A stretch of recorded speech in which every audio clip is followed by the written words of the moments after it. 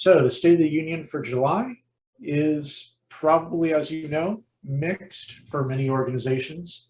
The donation numbers are back down to about 2019 levels, not what we'd like to see. Now, obviously, 2021 very much elevated, but a good size drop. Average gift, however, is up significantly. That's been the trend since, we've been talking about it since about June, July, August of last year. Really became noticeable in the mail in September and October. We have found double-digit increases in average gift every month but one since June of last year. And for perspective, the last time that any 3 months have had a double-digit increase in average gift year over year, the top song was "Call Me Maybe." President Obama was running for re-election.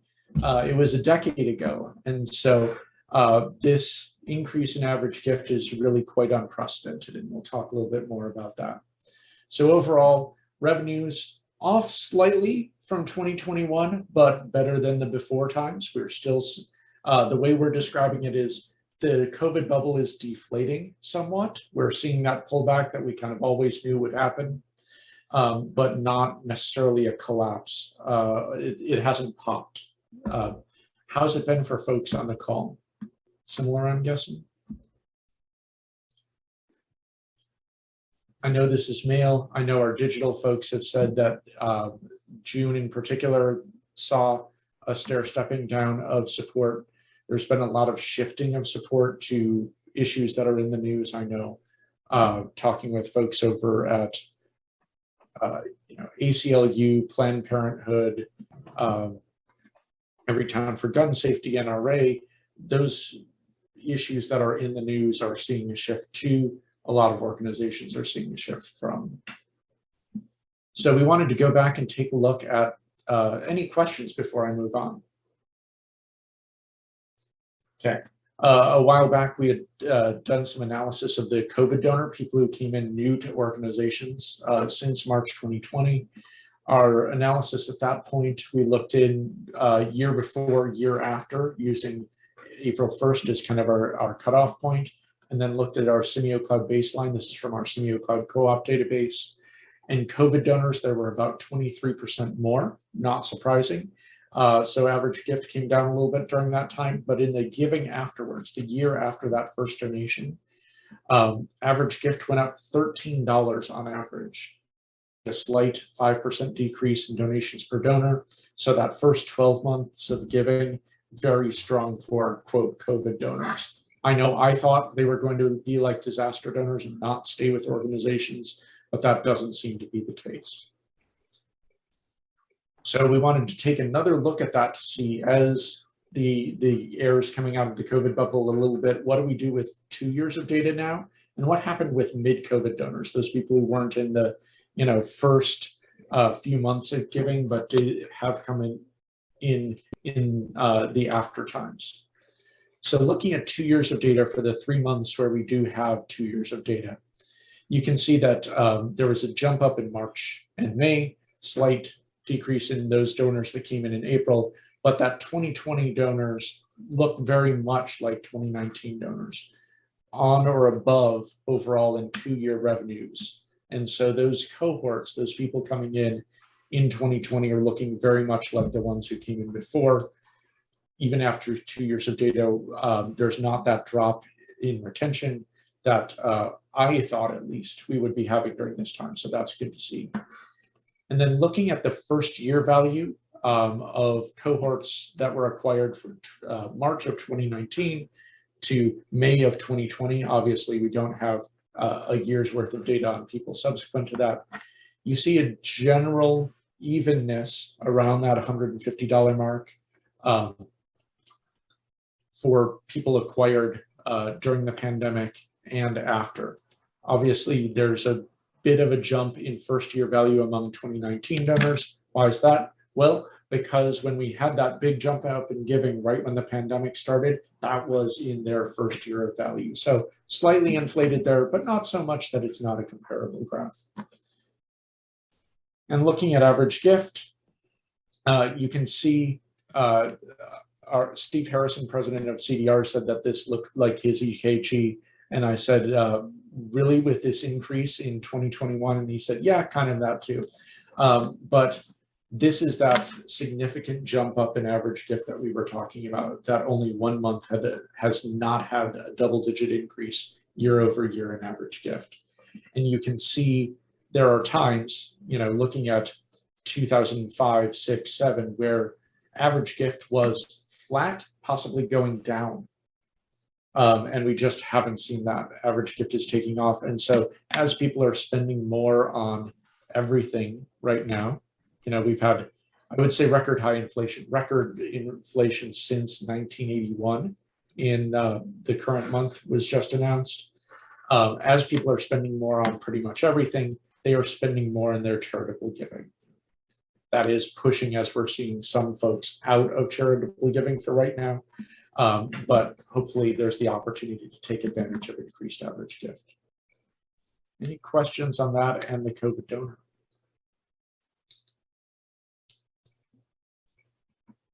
Then let's head over to a postal update. As you've seen, postal rates have gone up significantly. There was a jump up on Sunday, and it's a particularly inopportune time for the USPS to be increasing rates over and above CPI when CPI was already very high. And so they did a rather unique thing in May. They invited stakeholder consultation on their rate increases. So the House of Representatives required that as a part of their rulemaking and rate making. And so there's the opportunity to respond by the end of this month. That's something I just sent off Moore's letter earlier today from Gretchen, talking about how the increases in rates are making it harder for nonprofits to be in the mail, harder to recruit donors, harder to retain donors in this vital channel for all of us. So something that we wanted to do for the community. We are not under the delusion that the Postal Regulatory Commission will say, oh, Moore's weighed in, we must run for the hills. But rather that if we can get an accumulation of voices to the PRC, that if and when they ignore our commentary and go forward with a rate increase, that the House that has required them to listen will say, well, you didn't actually listen. You didn't see the letters that have come in from companies and nonprofits who will be significantly hurt by this impact. So what we're encouraging folks to do is take advantage of this unusual opportunity to provide commentary to the PRC. They're kind of usually a closed cabal, and this allows us a voice in there. And we want to offer any more resources you need to help draft your letter. We've already done ours, and so we have a template that we can work from.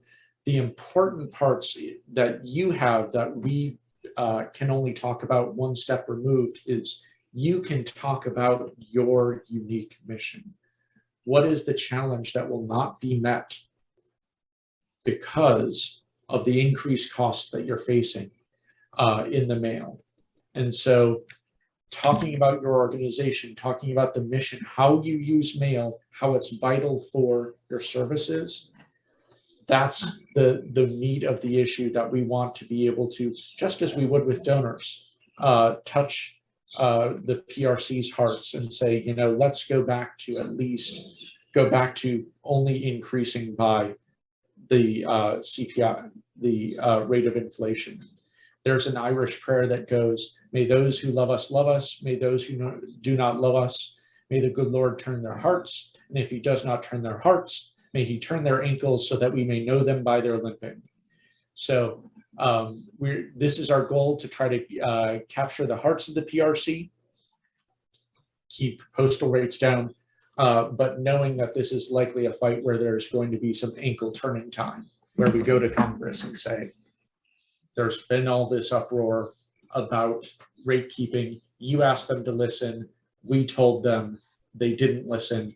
Let's move back to statutory authority really is only to increase postal rates at the rate of inflation.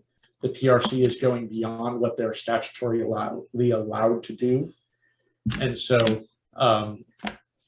having Congress then pull them back would be something that could help us all. So I'm putting the soapbox away, but would love for your help on this. And please reach out if there's anything we can do to help you help the sector. There's a whole section in this, I do this presentation internally for more folks and then an external one. There's a whole section that we did for our internal folks that goes through and celebrates all of the successes that we've had with Simeo audience and ensemble success. I'm trying to get permission to be able to share all those successes externally, anonymized, of course. We don't share. The long story short is we've been doing ensemble modeling more aggressively, and it's really worked for a lot of clients. So what is ensemble modeling? You usually go to a modeling firm and you say, I want a response model, or I want to increase average gift, or I want a premium specific model, and they will run models aimed at getting you that goal. What ensemble modeling is it looks at the best of the best. If there's people who tend to give at the risk of being arrested by the tautology police, and they tend to give in a lot of these different models. And so a lot of those will be top 10% in a few of these. You can treat those very much like you would treat multis when we were doing a lot more lists, where, oh, they're on 3 different lists that usually perform very well for us. Therefore, they'll perform really, really well for us. Let's mail them multiple times. Same sort of things here. You can take the best of the best and really engage with them. There's also the opportunity for the best of the rest. Let's go after the people who, if I'm going for the top 10, the top decile in each of these lists, if there's a person that is in the second decile of all of them, that's a donor who's going to be really good, but just didn't make it past the velvet rope on a lot of those lists. And so an ensemble model will look at all of those factors and bring in additional names that can be really valuable. And without going into all of the detail, in 17 tests that we've had from December to May of ensemble modeling across a number of sectors, we've had 16 wins and 1 tie. So ensemble modeling is doing very successfully, whether you do it with Simeo audience or whether you do it with another modeling firm. This is something that you can ask for that can hopefully help build better audiences for you. We'd love to be able to do it for you. Others can do it for you. Not as well, but they can do it for you and hopefully help out those acquisition results. Any questions on ensemble modeling? Hopefully I explained that fairly well for not, we have data scientists that can go into extreme detail on this, but they need charts and graphs and an easel. So hopefully this is an adequate substitute. So Giving Tuesday took a look at a lot of different data. A lot of it is publicly available already from Effectiveness Project and things like that. But it was an interesting look across global giving. I'm focusing here on the US part of it since most of us are US-based fundraisers. But they looked at giving across different types of giving that we wouldn't normally look at. So money versus time versus items. Now this is survey data. Everyone in survey data tends to be a little bit more charitable, a little bit wealthier, a little bit more handsome. You know, I'm Brad Pitt when I talk to a survey maker. That's social desirability bias. We say we are better than we are, and we talk about the person that we want to be. So take these with a grain of salt. But the interesting part here for me is that if you look at someone who's a volunteer, 36% of people give some sort of time. We'll talk a little bit about how that's declined, COVID. But of those 36%, 27 also give both items and money. So that's 3/4 of the people who are volunteering are also giving in other ways. And in fact, 83% of the people who are giving time are also giving money.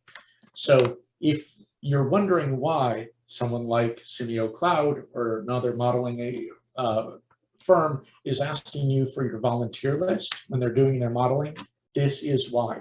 People who give up their time also give up money. People who give.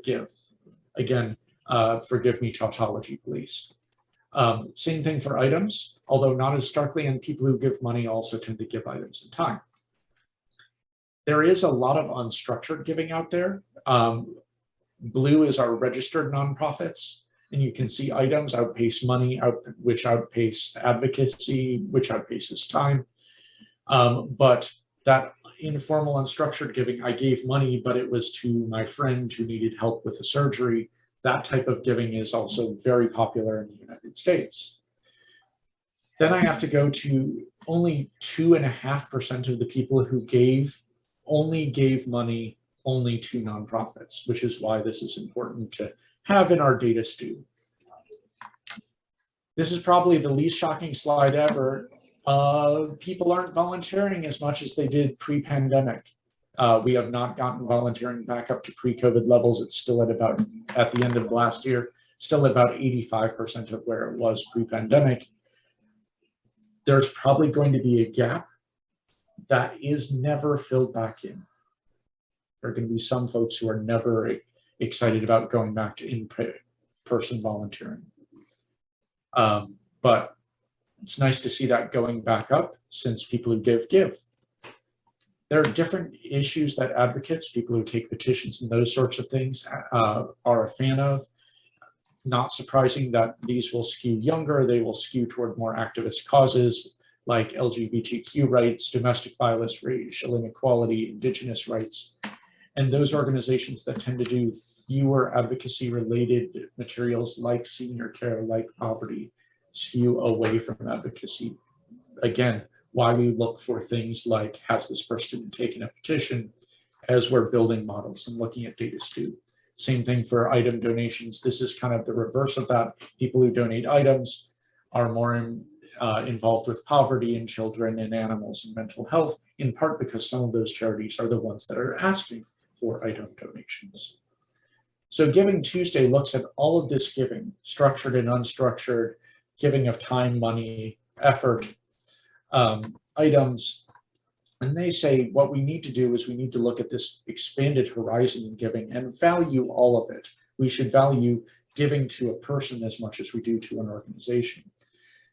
I take a bit of a different viewpoint, and at the risk of quoting myself from my own book, giving, when you're giving to a person or an individual or in these informal ways, they can help, they can raise funds for a surgery, but they can't find a cure for that disease. You can buy textbooks, but you can't reform the education system. And so the nonprofits that all of us serve in this virtual room are the ones addressing root causes. Not surprisingly, Dr. Martin Luther King Jr. put it better than I did when he said that philanthropy is commendable, but it shouldn't cause philanthropists to overlook the circumstances of economic injustice that make it necessary. That is, we need to be solving root causes. And when we're donating to an individual, when we're doing these informal things, good that they may be, our organizations are the ones trying to solve those root causes. They also do so in a more diverse, more equitable way. So looking at when people give to other people, and full disclosure, love Kiva, love the model, love micro-lending. I'm a supporter myself. I think that it's a great way of helping support entrepreneurship, but it also is a perfect textbook example of how people give when they can see the person that they're giving to. And so researchers looked at who is doing the requesting of loans, and does that impact how loans are given? And not surprisingly, people who are more attractive got funding faster. People who are heavier got funding, did not get funding as easily. People who had darker skin did not get funding as easily. And so people who asked for 10% more had a 13% longer time to get full funding. And so a standard deviation heavier, a standard deviation less attractive, it was like asking for 10% more.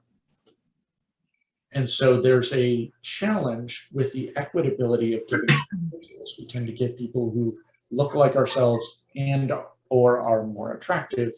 In fact, because most of the Kiva supporters are here in North America, a philanthropic venture in Asia has a 95% lower chance of being fully funded than a North American one.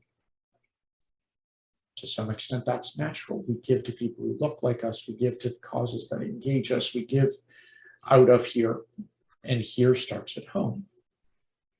But if we're looking to make a difference in the world, an equitable difference in the world, we need the nonprofits on this call. We need structured giving to structured organizations who are going to solve for root causes and not care about things like this. And so there's room for both, certainly, but that's why I advocate strongly that, yes, we want to acknowledge all of the types of giving, but I also don't want to pretend that all of them are equal. I said I'd put away my soapbox, and then I got right back up on it, so apologies for that. Any questions before we go into the potpourri/nonsense portion of the presentation?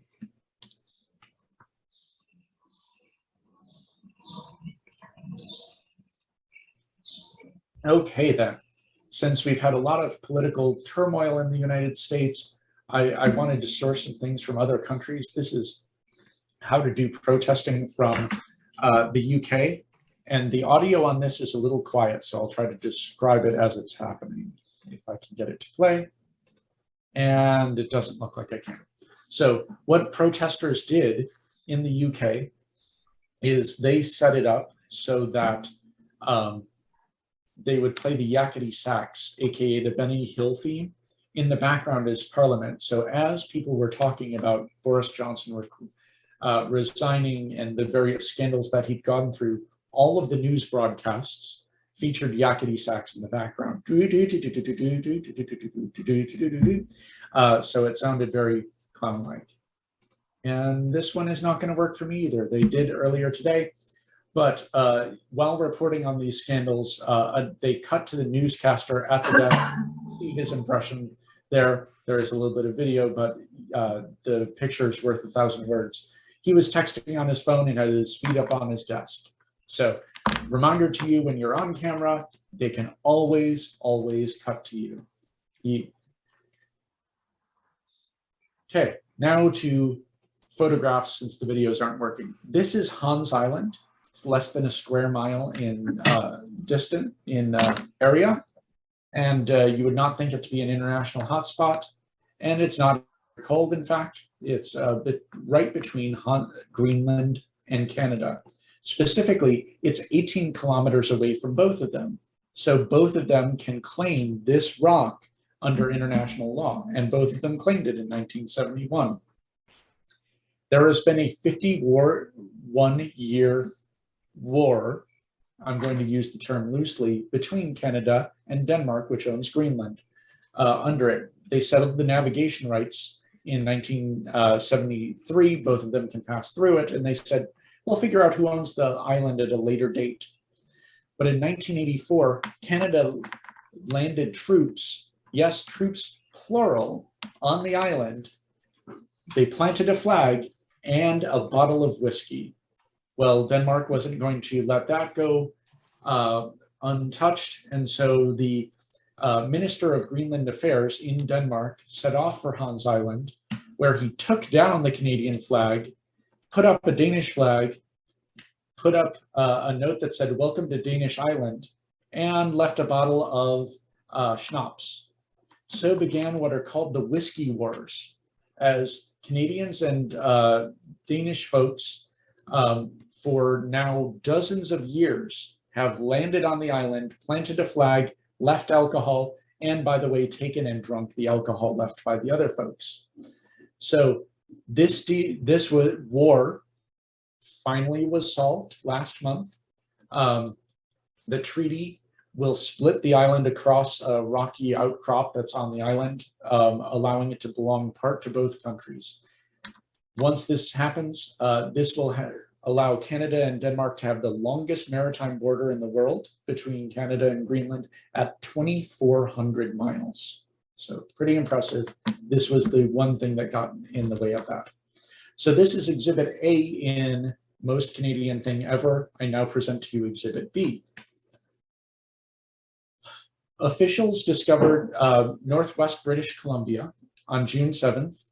BC was without internet, landline, cell service for more than 8 hours. And they found the culprit, a beaver. A beaver gnawed its way through an aspen tree that fell on the lines that served British Columbia throughout the region. There was an official from the power company that said that they identified it based on the tooth marks on the tree, which is some CSI level work there in Canada. And he said, quote, "It's unusual, but it does happen every once in a while. So I wouldn't be a rich man if I had a nickel for every beaver outage, but they do happen." So question for you, ponder, which is more Canadian? Settling an international dispute with polite whiskey deliveries or beaver-related power outages? So you're pondering for the day. This is Jun He. He is a high school dropout who just won mathematics' Fields Medal, which is given every 4 years. It's like the Nobel Prize for math. For those of you who remember Good Will Hunting, this is what Stellan Skarsgård's character in that movie had won. That made him the object of veneration. So he had dropped out of high school to become a poet, decided that he liked to have written poetry more than he liked actually writing poetry.